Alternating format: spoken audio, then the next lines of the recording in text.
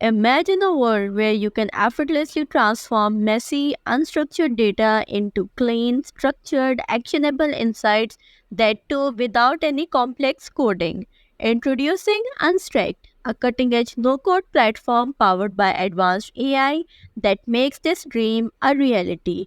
Alright, so let's get started. So, the first thing that you need to do is to go to this URL that says unstruct.com. And once you land on this page, you have to click on the Start for Free button right here, which is present on the top right corner. And once you do that, it will provide you a wide variety of options to choose from. Either you can go with the Unstruct Cloud that provides you a fully managed platform to eliminate manual processes. Then we have LLM Whisper, which is a technology that presents data from complex documents using the LLMs. And you also have the option to use the open source version which is present inside the GitHub, which you can download and install on your local system. But for this video, I'm gonna go with the Unstruct Cloud. Simply click on the Start 14-day trial. If you don't already have an account, click on Create Your Free Account, and then it will ask you to either create a new account with your email or continue with Google. And after selecting the suitable option from the two provided options, you will land on the Unstruct dashboard. Here on the left navigation menu, you can see that you have a wide variety of options. You have the API deployment, you can create ETL pipelines, task pipeline. Then in the build options, you have the option to create different no-code data workflows for the unstructured data. Then we have the Prompt Studio, in which we can upload our documents and create unstructured data from those unstructured documents by providing the prompts. Then from the settings, we have LLMs, different vector DBs, the embeddings, text extractor, and the settings for the platform. So if we go to the LLM right here, you will see that by default, it is providing the Azure GPT-4o LLM free trial.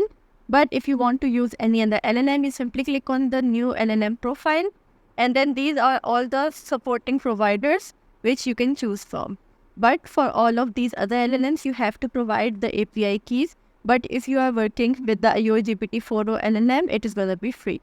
Then we have a set of vector DBs as well. This is the default one, but you can also select any from these provided options. So now let's go ahead and see how you can create structured data from your unstructured documents. In order to do that, you have to click on the Prompt Studio right here. Here they have already provided you a sample project which is for the credit card parsing.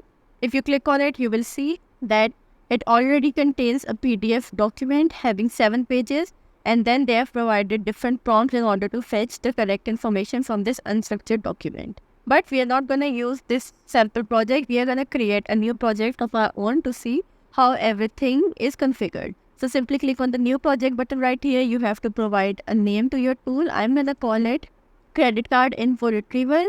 The organization name is going to be Skill Curve, and then for the description, I'm going to provide it. Extract credit card information from the credit card statements from different banks, and you can also choose an icon, but I'm not gonna do that.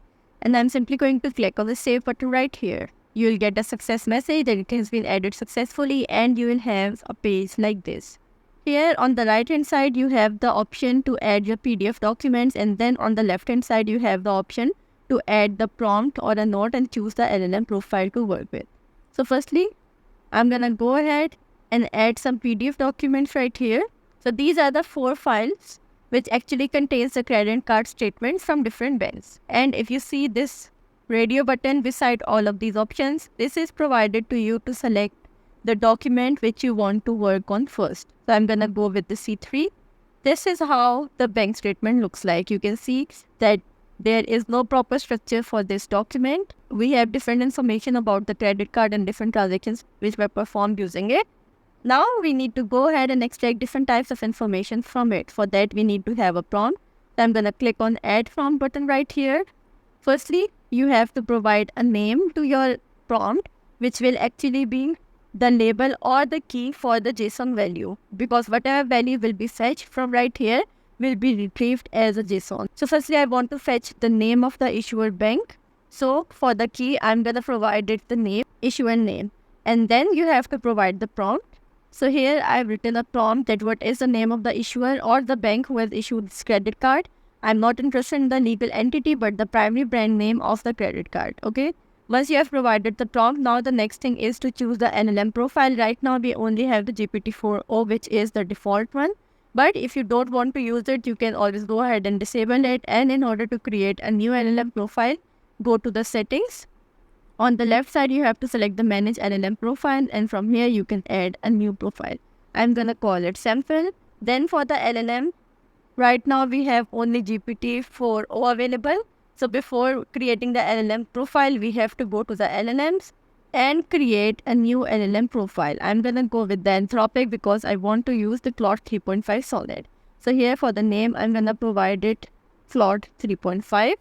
Then for the model, you have to provide the official model name, which is Claude 3.5 Sonnet, this value. Then you can set the values for the timeout and the max price, and then the API key. So here, I'm going to provide the Anthropic API key, and in order to verify the connection, I'm going to click on test connection to see if all the fields are correct.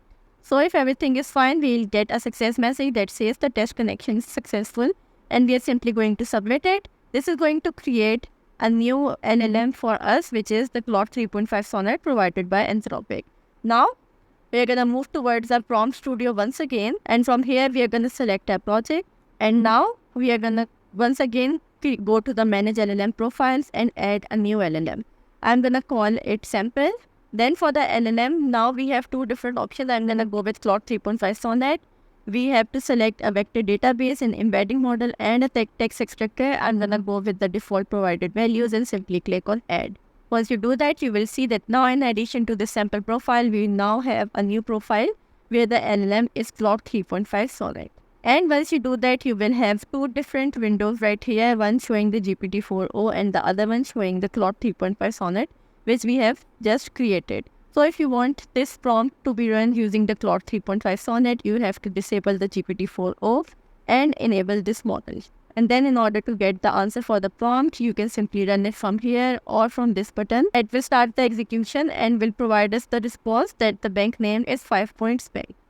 And if we look at the combined output and move to the Claude 3.5 Sonnet, you can see that it has displayed us the issuer name in the form of a JSON. Now, if you want to have multiple fields extracted from the credit card statement, you can go ahead and add multiple prompts. So here, apart from the issuer name, I've created 3 different prompts. One to extract the card holder's name, I've provided it the suitable prompt. Then I am extracting the payment info, and I'm also extracting the description of different transactions performed using the card. So if we have already extracted the issuer name, now we are gonna extract the card holder name, the payment info, and the description. Alright, so you can see that this was already ran previously. The issuer name is the 5 Points Bank. Then we have the card holder name, which it has successfully extracted to be the John Citizen. You can see it right here. Then for the payment info, you can see that it has provided us the response in the JSON, which you can expand and see. And then for the description, it has provided us a list of different transactions which were performed using the card. And if you want to view the combined output, simply click on the combined output right here. And since we are using the Claude 3.5 Sonnet, so go to this LLM and you will have the output of all different prompts combined in the form of a single JSON object.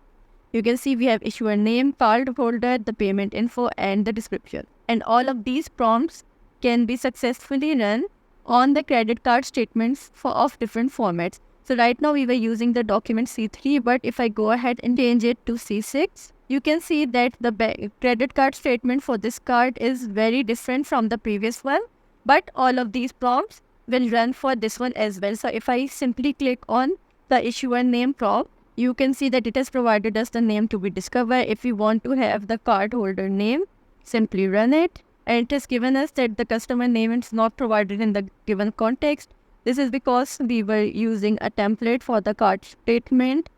And then if you want to get the description for the transactions, if we run this, it will fetch us the transaction information if it is present inside the credit card statement. And another cool feature of this is that everything provided right here inside our statement can be viewed as the raw text. By simply click on the raw view, you can see that everything which was present inside the PDF file has been extracted inside the same format, but in textual form. So you can go ahead and copy this from here as well, or read it if the PDF file's data is not readable.